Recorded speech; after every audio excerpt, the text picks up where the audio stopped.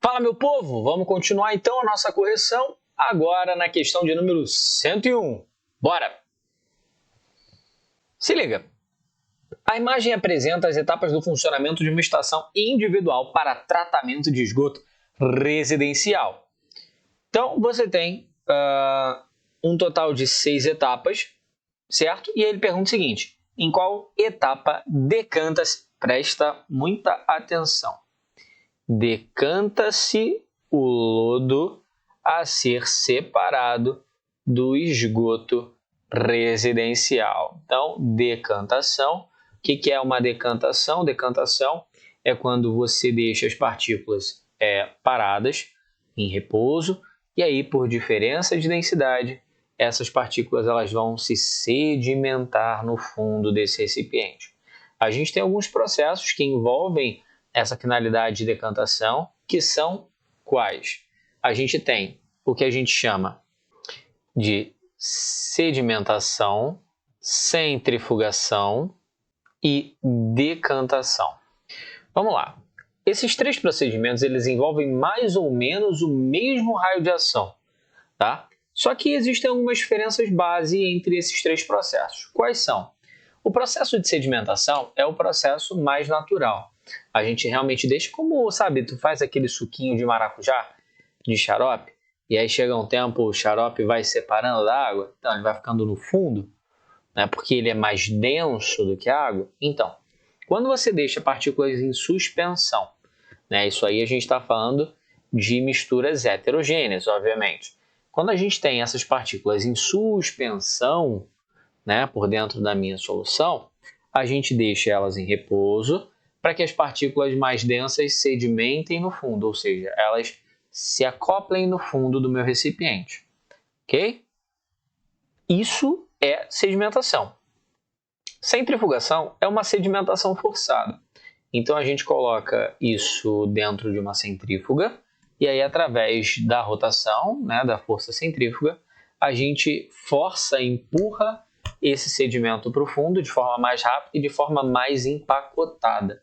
Então ele fica mais empacotadinho dentro desse sistema, né? Ele fica mais aglomerado. E a decantação é como se fosse uma sedimentação, só que a gente precisa de um funil de decantação. Esse funil de decantação ele é um aparato químico especial, né, que a gente consegue fazer a separação por 2 saídas, né? Mas, no fundo das contas, esses 3 processos eles basicamente funcionam da mesma forma, né? Separação por diferença de densidade. Só que cada um com seu temperinho a mais, né? Então, a gente quer, dentre esses 6 processos aqui do nosso sistema de tratamento de esgoto, aquele em que a gente tenha uma sedimentação. Beleza, então vamos lá. Primeiro, caixa de gordura. Retém os detritos da pia da cozinha, liberando água quando isenta de gordura. No momento ele fala nada sobre repouso ou sobre partículas descerem, né, sobre diferenças de tamanho, diferenças de densidade, absolutamente nada.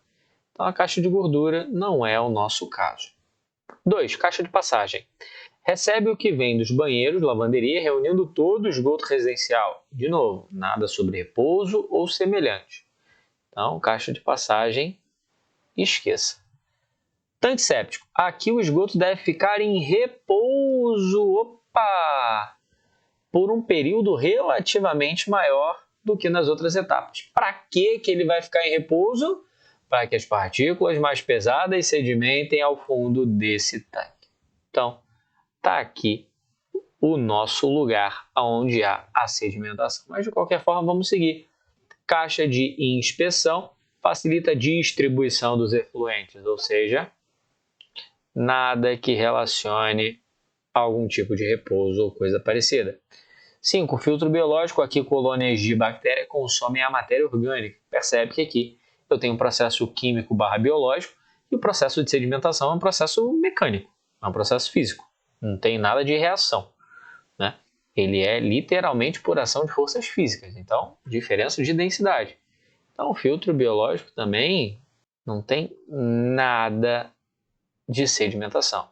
Cisterna, aqui como etapa final, o sistema será tratado com cloro de novo, tratamento químico, então nada de sedimentação. Ou seja, a sedimentação realmente está presente no tanque séptico, ou seja, no nosso passo 3, ou seja, passo 3, gabarito letra C.